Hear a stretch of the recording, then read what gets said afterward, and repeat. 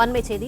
நெல்லை ரெட்டியார்பட்டியில் Marxist communist கட்சியின் அலுவலகம் மீது தாக்குதல் நடத்தப்பட்டிருப்பதாக தெரிவிக்கப்பட்டிருந்தது. கட்சி அலுவலகத்தில் நேற்று கலப்பு திருமணம் நடைபெற்றதாக தகவல் வெளியான நிலையில் பெண் வீட்டார் சுமார் 30க்கும் மேற்பட்டவர்கள் அலுவலகத்தை சூறையாடியதாக புகார் தெரிவிக்கப்பட்டுள்ளது. இதுகுறித்த கூடுதல் விவரங்களை செய்தியாளர் அமுல் வழங்க கேட்கலாம். அமுல், வணக்கம். விவரங்களை சொல்லலாம்.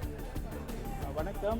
நேற்று ஜாதி மறுப்பு திருமணம் இந்திய மார்க்சிஸ்ட் கம்யூனிஸ்ட் கட்சி அலுவலகத்தில் நடந்திருக்குது. இதனை அறிந்த பெண் வீட்டார்கள் அங்கு பெரிய ரகளையில் ஈடுபட்டிருக்கின்றன.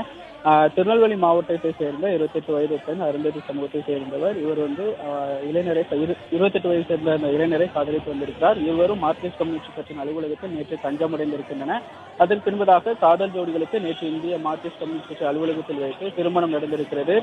இதனை அறிந்த பெண் வீட்டை சார்ந்த தந்தை மற்றும் 30க்கும் மேற்பட்டவர்கள் குடும்பத்தினர் பெண்ணை அழைத்து செல்ல வந்த போது இந்த சம்பவமானது நடந்திருக்கிறது.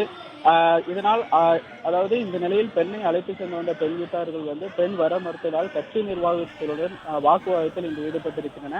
இதனால் ஆத்திரமடைந்த பெண் வீட்டாருக்கும் கட்சி நிர்வாகத்திலே மோதல் ஏற்பட்டிருக்கிறது. இதனை மேலும் பெண் வீட்டார் மார்க்சிஸ்ட் கம்யூனிஸ்ட் கட்சியின் அலுவலகம், கண்ணாடிகள், இருக்கைகள், கதவு உள்ளிட்ட பகுதியில் அடித்து நொறுக்கி தற்போது ரசலில் ஈடுபட்டிருக்கின்றன. இதனால் பலத்த போலீஸ் பாதுகாப்பு போடப்பட்டிருக்கிறது. வெள்ளாளர் முன்னேற்ற கழகத்தினரும் இந்த கலவரத்தில் ஈடுபட்டுள்ளதாக முதற்கட்ட தகவல் தெரிய வந்திருக்கிறது.